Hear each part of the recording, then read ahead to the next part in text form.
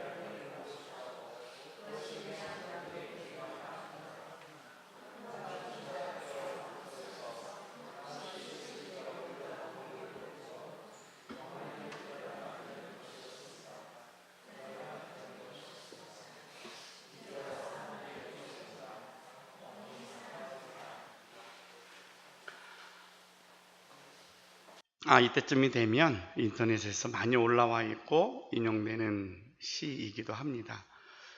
지난주 중에 어버이날 돼서 저희가 알고 지냈던 권사님께 안부 전화를 집사람이 전화를 했어요. 옆에 있는데.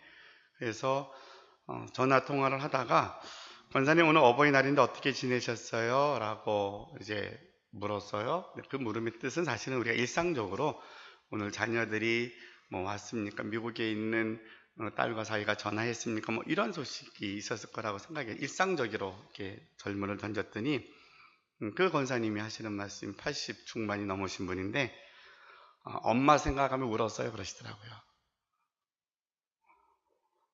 잘 몰랐어요. 저도 나이가 먹도록 잘 몰랐는데 권사님이 나 엄마 생각하면서 울었어요. 근데 이렇게 막 감정 섞인 것도 아니고 그냥 사모님 저 오늘 뭐 했지? 엄마 생각하면서 울었어요 그러시더라고요. 근데 오늘 이렇게 어버이날과 어떤 글을 보다가 문득 그렇게 했다고. 근데 설교 준비하고 막 자료를 찾다가 이 시를 딱 보는 순간 권사님이 이 글을 보시다가 우셨을 것 같다라는 생각이 들더라고요. 그래서 오늘 함께 어버이날이라 우리 어버이에 대한 말씀을 함께 나누는 시간인데 어머니는 그래도 되는 줄 알았습니다. 우린 다 그러고 다들 삽니다. 우리 아이들도 그러고 살 것 같아요. 근데 우리는 그러면 안 되고요. 당연히 어머니는 존경받아야 되고 아버지는 높임 받아야 될 우리의 부모님이십니다. 80이 넘으신 우리 김 일사님에게도 어머님이 계시고요. 제가 전에 신방 갔더니 그 먼 곳에서 처음 시집 올 때 여기에 걸어서 오셨다고. 그 처녀 때 시집 왔을 때 얘기도 하시면서 그때 어머니가 계시고 그때 아버님이 계셨던 것들을 우리는 자꾸 잊고 사는 것 같아요.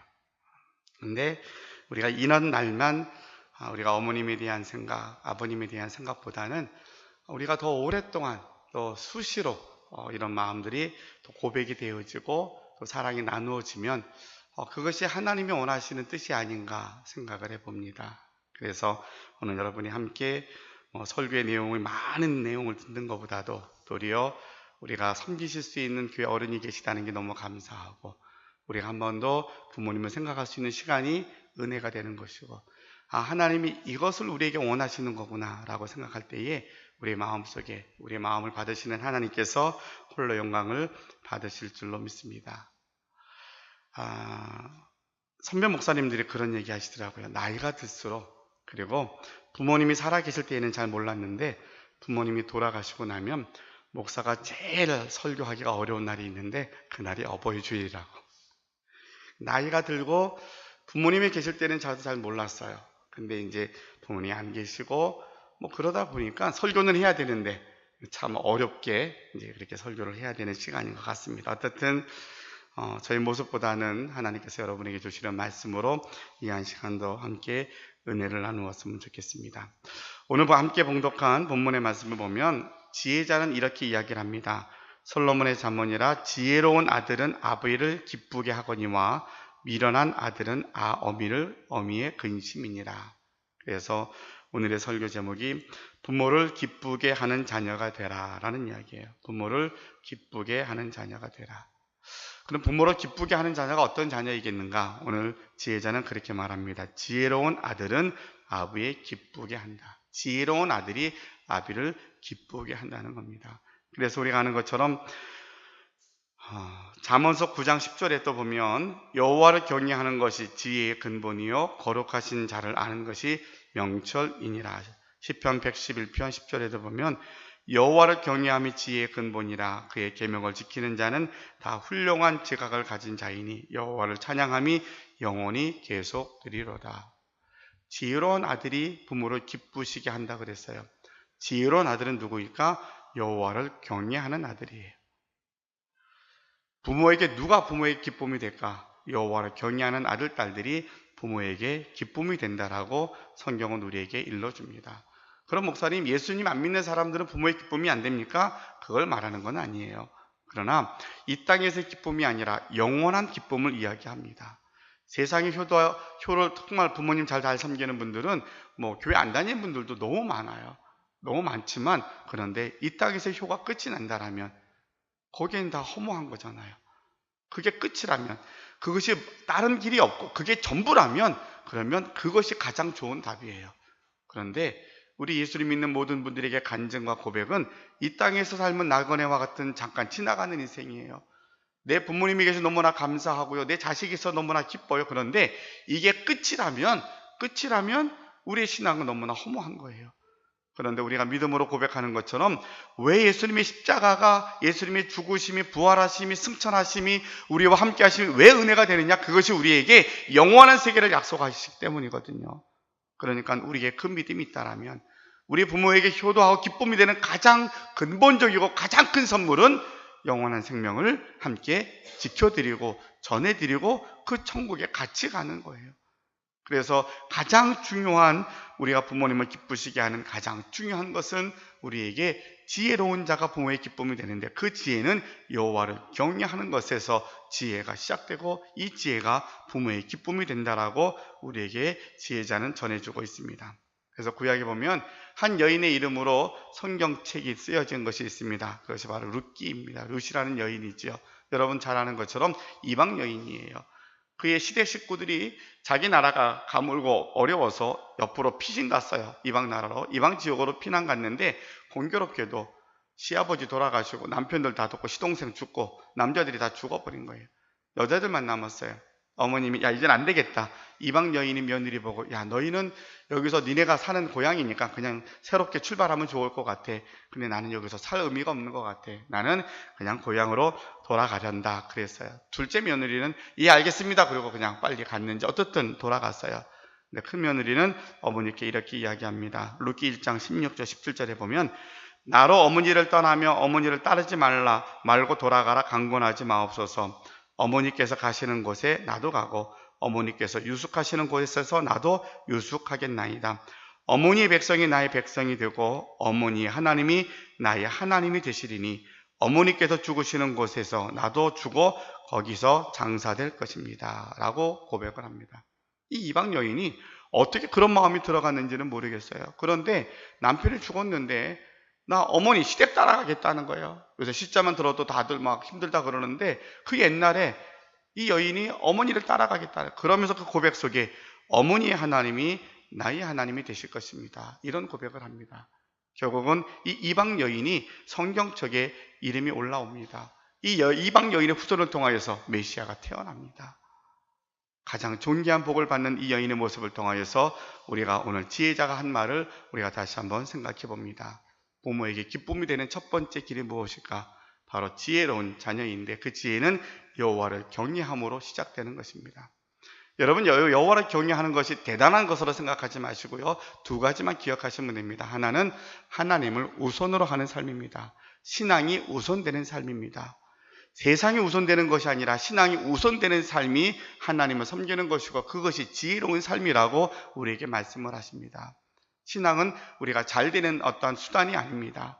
하나님은 우리가 힘들 때마다 위로하시는 단순한 이례적인 어떤 도구가 아닙니다. 바로 하나님은 우리의 삶의 본질이고 우리가 이 땅에 살아갈 중요한 이유 그 자체입니다. 그런데 우리는 언제부터인가 신앙의 도구가 되었고 교회가 우리가 편리한 대로 우리가 세상을 살아가는데 좀 유익한 것으로 바뀌어지지 않았는가 생각을 합니다. 그게 아니고요. 신앙은 바로 우리 삶의 우선순위가 되어야 합니다. 이건 선택이나 아니면 내가 해도 되고 안 되는 것이 아니라 가장 안 하면 안 되는 것으로 우리가 알고 그렇게 살아가는 것이 바로 하나님을 경외하는 것이고 믿음으로 살아가는 것입니다. 그런데 저기다 한 가지 조금만 더 덧붙이면 더 중요한 것, 더 간단한 것은 주일 성수하는 겁니다. 여러분, 주일 성수는 하나님과 우리가 약속한 첫 번째 약속입니다. 이건 선택되어지는 것이 아니라 가장 우선되는 겁니다. 할 수만 있으면 내 본교회를 섬기는 게 가장 좋을 것 같고요. 근데 부득이하면 제가 요새 이제 우리 자녀들을 생각하면서 그렇게 가르치려고 합니다. 주일 성수 할 수 있으면 서산에 내려와서 예배 드리자. 그게 안 되면 가까운 곳에 가서 예배 드리자. 그것도 안 되면 내가 있는 자리에서 11시가 되면 하나님께 기도하자. 그렇게 해서 주일을 기억하자. 기억하는 것과 기억하지 않는 것은 너무나 많이 차이가 납니다. 내가 주일을 기억하고 하나님 앞에 엎드리는 그 1시간, 아니 짧은 5분이라 할지라도 주님 내가 하나님 앞에 예배 드리고 또 일주일을 삽니다 라고 하는 거하고 바쁘게 내가 보름을 사는 거랑은 완전한 차이가 너무 많이 납니다. 우선순위가 어긋나는 겁니다. 우리 아이들에게 오늘 꼭 다시 한번 확인시켜 주십시오. 오늘 주일인데 어버이 주일인데 가서 예배 드렸냐고. 못 갔다 그러면 목사님이 하나 가르쳐 줬는데 주일날 11시가 되면 있는 그 자리에서 기도하라 그러시더라. 그건 할 수 있잖아. 우리 그건 하자. 하나님께 시간을 드리고 마음을 드리자. 있는 그 자리가 핑계 대지 말고 우리가 여러 가지 그 핑계가 중요한 게 아니라 그것 때문에 내가 그래 알았어 이게 중요한 게 아니라 핑계보다 우선되는 것은 그날을 지키는 게 중요한 거야. 하나님을 경외하는 게 중요한 건데 그거는 주의를 지키는 거야. 그것이 바로 부모를 기쁘시게 하는 거예요. 여러분의 자녀들이 여호와를 섬김으로 주일 성수함으로 여러분의 기쁨이 되실 수 있기를 주님의 이름으로 축원합니다. 그것이 지혜자가 우리에게 그렇게 가르쳐 줍니다. 두 번째로는 이제 여러분들이 자녀들을 통해서 가장 크게 기쁜 시간이 언제인 것 같아요? 자식들이 어떻게 하면 여러분의 기쁨이 됩니까? 쉽게 생각하면 자식들이 잘 되면 기뻐요. 그렇죠? 어렵지 않아요. 부모가 기쁜 것은 부모가 원하는 자식이 잘 되는 거예요. 때가 되면 학교에 잘 들어가고 학교 가서 공부 잘하고 때가 되면 좋은 직장에 가고 때가 되면 좋은 배우자 만나서 결혼하고 때가 되면 또 결혼해서 아이를 낳고 그게 뭐예요? 다 잘 되는 거예요. 내 자식이 잘 되기를 바라서 부모가 그냥 전전긍긍하고 가르치고 야단치고 막 이러면서 우리 부모가 자식을 키우는 거잖아요. 자, 근데 중요한 사실은 우리가 수중에 우리가 울타리 안에 중학교 고등학교 때까지는 우리가 울타리 안에 있는데 고등학교부터 시작하면 우리가 아이가 외지로 나가잖아요. 우리가 밥상머리 교육이라는 게 우리 한국에는 유명했는데 이 밥상머리 교육이 많이 없어졌어요. 왜? 아이들 나가 사니까. 밥상머리 밥 먹는데 잔소리하지 말라 그러는데 그때 아니면 만날 시간이 없는 걸 언제 만나서 일부러 만나가지고 잔소리 하겠다고 부르면 누가 오겠어요? 안 만나요. 밥 먹으면서 잔소리가 되는 거예요. 이게 밥상머리 잔소리가 나쁜 게 아니라 아이를 살리는 거예요. 참잖아요. 부모가 참고 있다가 언제 얘기할 거 이다가 얘기를 못 하잖아요. 근데 만나는 시간이 밥 먹는 시간밖에 밥 먹자 밥 먹으면 그때 얘기하는데 엄마 꼭 밥 먹을 때 얘기한다고. 또 언제 얘기할 시간이 있어요? 딴 데 얘기하죠. 밥 먹을 때 얘기하는 거예요. 근데 이게 너무 귀중하더라고요. 밥 먹을 때 얘기. 근데 그 얘기하는 목적이 뭐예요? 너 잘 되라는 거 아니에요? 너 잘 되라고. 너 잘 되라고 하는 건데 우리는 잘못 가르쳤다 그랬잖아요. 너 왜 공부해? 너 잘 되라고. 그랬더니 공부해서 자기만 잘 되더라. 그러면 이게 방법이 뭔가 좀 부족한 것 같아요. 부모가 정말 기뻐하는 것은 자식이 잘 되는 거예요. 자식이 잘 되기를 원하는 것은 성경이 가르쳐 주는 대로 제4계명을 제5계명을 철저하게 지키는 거예요. 제5계명이 뭐예요? 내 부모를 공경하라는 거예요. 여러분이 10계명을 다 보면 화와 복이 같이 나옵니다. 근데 5계명에는 화가 없고 복만 있어요. 하나님께서 하나님의 백성들에게 약속하신 모든 순리 가운데 가장 중요한 것은, 내가 부모가 정말 잘 되는 것을, 기쁨을 얻기를 원한 것은 자녀가 잘 되는 걸 보기 원하는데, 자녀가 잘 되도록 그 길을 가르쳐 주는 것은 뭐냐면 부모를 공경하게끔 가르치라는 거예요. 제가 지난주일날 설교한 내용이잖아요. 부모에게 공경하는 걸 가르쳐. 왜? 내 자녀가 정말 잘 되기를 원하잖아요. 또 우리 자녀들도 우리 부모의 기쁨이 되기를 원하잖아요. 다른 게 아니라 우리가 성경대로 세상에서 우리가 나가면 내가 정말 원하는 거, 목표는 내 힘으로 안 되는 게 목표예요. 그러니까 수년 동안 노력해서 그것을 찾아가는데 잘 안 돼요. 또 내가 그냥 내 삶대로 사다 보니까 거기 만족이 없으니까 늘 힘들어요.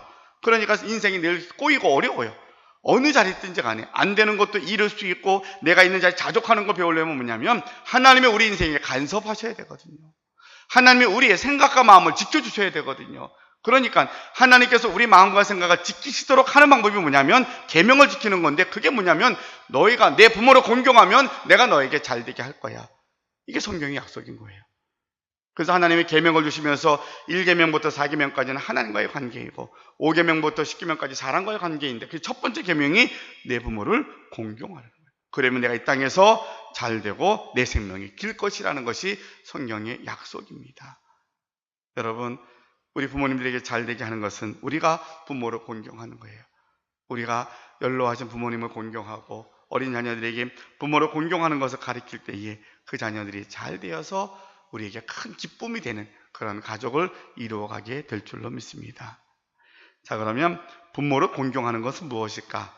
공식적으로 다 하는 것, 부모님을 사랑하는 것, 존경하는 것, 필요한 것을 채워주는 것이 다 공경하는 거예요. 자, 이것도 쉽게 하나 말씀을 드릴게요. 부모를 공경하는 것은 아이한테 그렇게 가르치면 되고, 우리가 그러면 돼요. 자주 찾아뵙는 거예요. 어렵지 않잖아요. 근데 이게 어려워요. 자주 찾아뵙는 게. 공경하는 것, 돈 갖다 드리고 이것도 위로가 되고, 요새는 선물보다 현찰이 좋은 세상이긴 하지만, 어떻든 그것도 위로가 되지만, 근데 성경에서 말씀하시고 있는 부모를 공경하는 것은 부모를 자주 찾아뵙는 거예요. 자녀들을 자꾸 오라고 하는 거예요. 야, 자꾸 내가 바빠도 와. 그게 네가 잘 되는 길이야. 힘들어도 와. 그게 네가 잘 되는 길이야. 우리 부모는 아니야, 내가 그러니까 애가 힘든 거 내가 못 보잖아요. 아유, 그래, 힘든데 뭘 와, 내가 가지. 어려운데 뭘 왜 그러겠어. 다 밀어주는데 그게 자식이 잘 되는 길이 아니에요. 자식이 잘 되는 거 힘들지만 오라고 가르쳐요. 그게 내가 힘들어, 도리어.